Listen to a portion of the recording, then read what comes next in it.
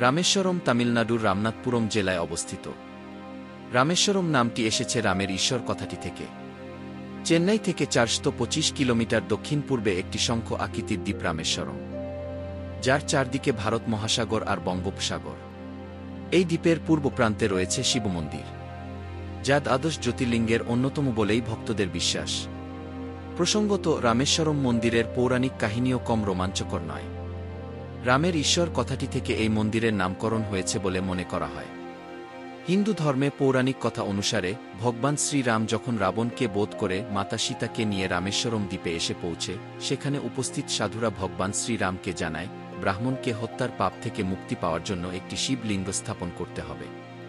সে সময় শ্রীরাম হনুমানকে আদেশ দেয় কাশী থেকে একটি শিবলিঙ্গ নিয়ে আনার জন্য।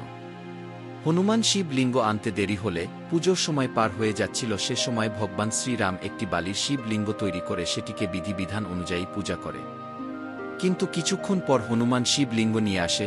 হনুমান দেখে শ্রীরাম তার শিব পূজা সম্পন্ন হয়ে গেছে। এটি দেখে হনুমানের মনে দুঃখ হয়। শ্রীরাম হনুমানের দুঃখ দেখে তার দ্বারা নিয়ে আসে শিবলিঙ্গ সেখান স্থাপনা করে, যেটি বিশ্বলিঙ্গ নামে জানা যায়। ভগবান শ্রীরাম হনুমানকে জানায় যে তার দ্বারা নিয়ে আসা শিবলিঙ্গের প্রথমে পূজা হবে।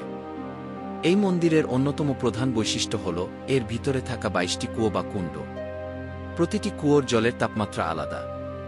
কথিত আছে মামা কংসকে বধের পর এখানকার কুয়োর জলে স্নান করেন শ্রীকৃষ্ণ। এভাবেই পাপ থেকে মুক্তি পান তিনি। ভক্তদের বিশ্বাস, কুয়োগুলির জলে স্নান করলে রোগব্যাধি থেকে মুক্তি পাওয়া যাবে। রামেশ্বরমের এই মন্দিরের উচ্চতা প্রায় ৮৬৫ ফুট এবং চওড়া ৬৫৭ ফুট। ১৫ একর জমির উপর দাঁড়িয়ে থাকা মূল মন্দিরের পাশাপাশি ছোট ছোট বেশ কয়েকটি মন্দির রয়েছে।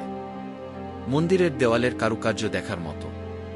এছাড়াও বিশাল একটি নন্দী বা ষাঁড়ের মূর্তি রয়েছে নাট মন্দির চত্বরে।